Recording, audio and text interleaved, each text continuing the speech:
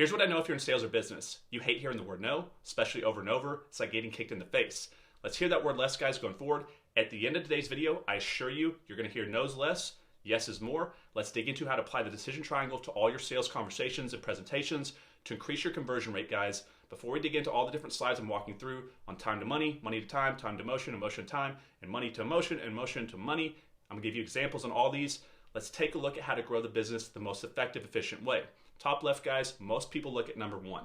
They think to double their business, they have to double their lead generation. Let's say you're spending enough time and money to generate 10 leads a month. Out of those 10 leads, you close 1 out of 10, or you get a contract 1 out of 10 times. If you asked an entrepreneur, how do you double your business? Most all the time, here's what I hear. I have to double the leads. I have to spend twice the money, twice the time to generate 20 leads so I can get 2 out of 20 and not 1 out of 10. But this is the incorrect way to think about growing your business. The problem is you run out of money, you run out of time, and you burn out with your emotions. Let's look at number 2. Let's say you're bringing in 1 out of 10 right now, and you run out of money, and you run out of time. How do you grow your business? How do you double it? You get twice as efficient. You convert it twice the rate. Instead of 10 coming in and you're getting 1 out of 10, because you learn what we're about to talk about here, you close 2 out of 10 or 3 out of 10. So now look what happens when you increase the lead generation side of things. Now you generate 20 leads, but you're getting 2 out of 10. Now you're getting 4 out of 20 or 6 out of 20. So let's dig into this, guys. I'm gonna walk you through a couple examples, give you some understandings of how this works, because when you're in a sales conversation, when someone's fixated on one point of this triangle, on money, time, or emotion or stress, you move them to the other point of the triangle, and I'll explain how right now. Let's talk about how time and money relate to each other in the first example. Now in the first example, on the left-hand side of the triangle, let's talk about time and money and how they relate to each other. We're gonna have 3 sides of the triangle, 2 examples each, 6 total. So let's get into this, guys. Time and money relate to each other in a way that time is more important than money, because time turns into money, also relationships and opportunities. So the very first thing you need to do after watching this video is please calculate what your hourly wage is, I guess you could say. What is your time worth? If your time has no value to it, what are you going to do as far as making a decision? You're going to probably go towards money. If your time has a lot of value to it, you're probably going to go to saving your time and spending money. So for example, let's look at Uber Eats. Let's say you're sitting at home and you decide that you're hungry. You want a hamburger and french fries. You have 2 different options. You can trade your time to go get it yourself, or you can pay someone money to avoid you the time to go get it yourself. Now let's say your hourly wage is $100 per hour. Let's say it takes 30 minutes to go get that hamburger and french fries. So if you were to go do this yourself, 30 minutes of an hour is half of that. So if you make $100 per hour, it'd be $50 equivalent to your time to go get it. But if you can pay someone $15 an hour to bring it to you, 50 minus 15 leaves a $35 net positive relationship between time and money. So for someone who has a high hourly wage, it does not make sense for them to get in their car, drive to the McDonald's, get the food, and come back. It makes more sense to trade their money to do so. Now let's flip it around. Let's say that you make $15 an hour and 30 minutes of your time is worth $7.50, but you have to pay someone $15 to go get that food and bring it to you. That means you have to trade 2 hours, or 1 hour of your time, I guess you could say, to have that person bring the food to you. So it may make sense to get in the car and drive down there yourself, get the food and come back, because the money is more important than your time, if that makes sense. Now let's flip it around and give you another example on how to look at this from another angle. Now in this example, we're going to trade time to avoid money or expensive dollars in the business. Now if you're interested in becoming a real estate investor, this example has to do with real estate investing. Go check out my other YouTube channel, Investor Army, one of the largest in the country.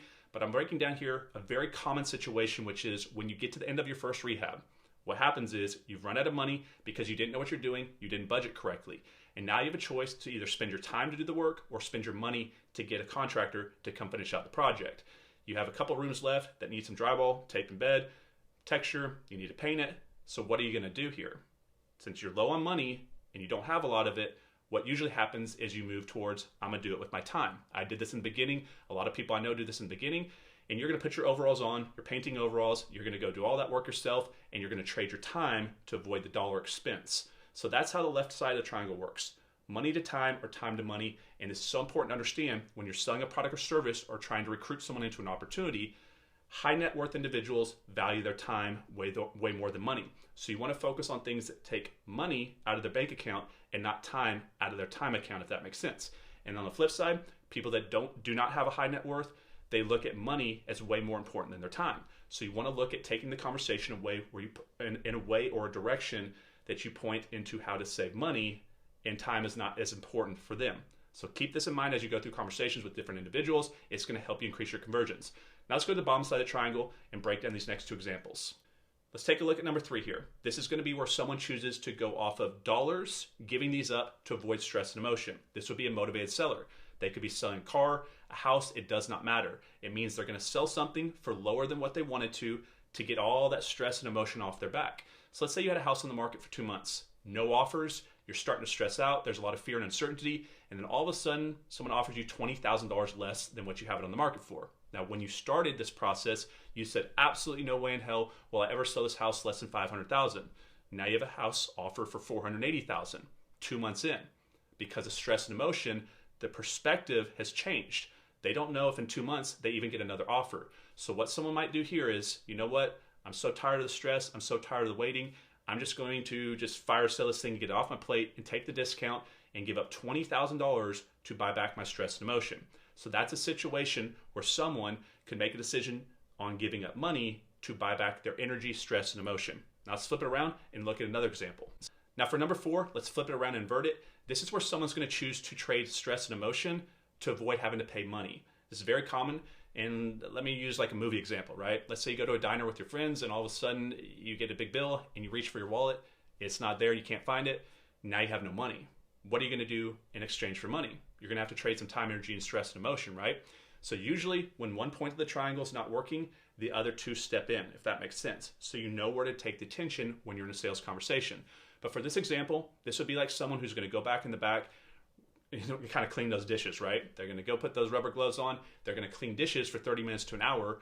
They're trading emotion and stress because that's not fun to do. It's also time they're spending, but it's going to gain them the money back because they don't have the money to pay for the food. They have to trade something in exchange, and they're choosing to do something that's stressful and that's full of emotion that they don't want to do. But now you can see how in many different situations in life, this is just an example, I could do it in many different ways, people trade one over the other. Now in sales, you need to figure this out. What do people want to trade one over the other? How do we know this? You do this through asking questions, through data gathering. You ask them a bunch of questions in the beginning to get a good understanding of who you're talking to, and then as you go through your sales conversation, you push them to the point of the triangle that's most important for them to move towards a conversion for sales for you and your business. Now let's go to the other side of the triangle, the last side of the triangle, last two examples, guys, then we're wrapping it up. So number 5 is a relationship between what we're giving our time up for to avoid or gain, as far as negative emotion to avoid or positive emotion to gain. So in this example, let's use a real estate agent. I have 2,200 active real estate agents in my organization. So if you're an agent or looking to get your license, go to the link below, set up a conversation, talk to me about partnering with us worldwide. But how this works is agents all the time have a license to do their own deals, but sometimes they pass the lead to someone else on their team or to another agent in a different marketplace so that they can take their time and do the deal themselves. Now, why would they do this? They're giving up their time, they're giving up their money, part of that deal, to have someone else take on the emotion and stress of that deal. So let's say you've been in the business for years, you've shown plenty of buyers around, and you don't want to show buyers around anymore. You're tired of driving people around your car. You may say, my time is more valuable. Let me give up this deal, part of it to someone else, let them take on that stress, let me avoid the stress. I'll still get a part of the deal. I'll have some money coming in, just not the full amount, but I'll have all my time back. So sometimes people make decisions off of time, how to gain their time back to avoid a negative emotion or to gain a positive emotion. Now, number 6, guys, let's wrap it up. But I think you're starting to understand this. When you're in sales, this is how you move people around the decision-making process.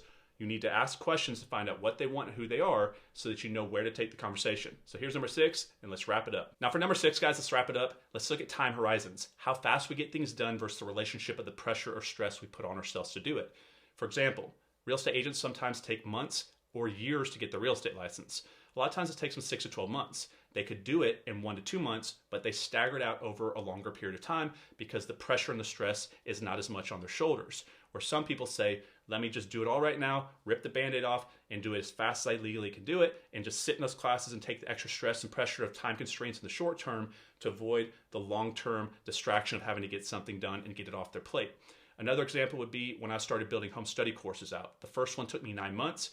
The second one, it took me 9 weeks. And the third one I did, it took me 9 days because I understood that it's better for me to time block out and get it done, no matter how much stress and pain and suffering I go through, to get it done in 9 days because then it's off my plate and behind me, and then I'm not thinking about something for 9 weeks or 9 months. So think about these things as you're going through your sales conversations. I know these are going to apply in different ways to your personal business, But think about this. When someone's locked on one point of the triangle, move their attention to the other points of the triangle. This is what's going to move to the conversion rate. So if they're fixated on emotion or stress, move them to money and time. If they're fixated on money, move them to time avoidance or stress avoidance. Move them around that triangle. You do this by asking questions in the beginning, gathering data, and applying it to the decision-making process using these 3 talking points or 3 decision-making processes.